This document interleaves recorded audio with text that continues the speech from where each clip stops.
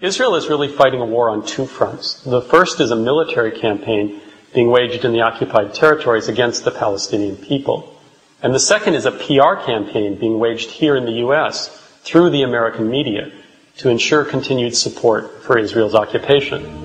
Alon Pincus, Consul General for Israel in New York and the coordinator of Israel's PR efforts, was recently quoted as saying, "We are currently in a conflict with the Palestinians, and engaging in a successful PR campaign is part of winning the conflict." So you could say that in addition to the military occupation of the West Bank and Gaza, Israel is also involved in an attempt to ideologically occupy the American media. American news coverage is influenced by a complex set of institutional relationships. These influences can be thought of as a series of filters through which the news must travel before it emerges in the voices of news anchors. To understand how American news media report on the Middle East conflict, we need to understand how these institutional filters operate.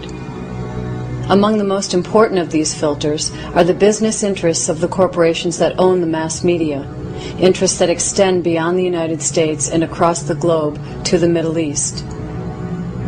The economic interests of media owners are shared by political elites, politicians and policymakers who form a second filter. These political elites have the power to access and influence mainstream media and are themselves part of a system dominated by corporate money and interests.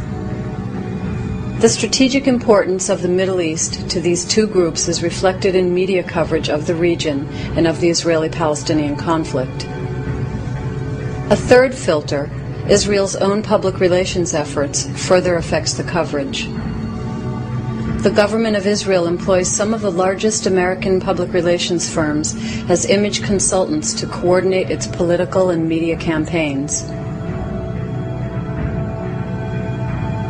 9 Israeli consulates help implement these PR campaigns by developing relationships with journalists and monitoring media outlets.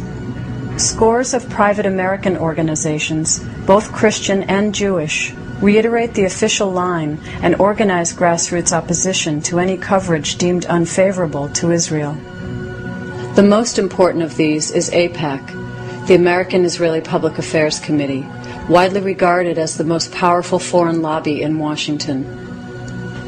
This institutional framework of American business and political interests in combination with Israeli public relations shapes media coverage of the Middle East.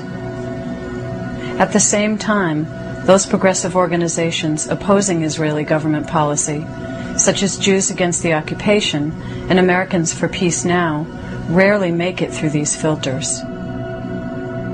Finally, if any news stories critical of Israeli policy do surface, there are a host of media watchdog groups that monitor and pressure journalists and media outlets, the most important of which is CAMERA.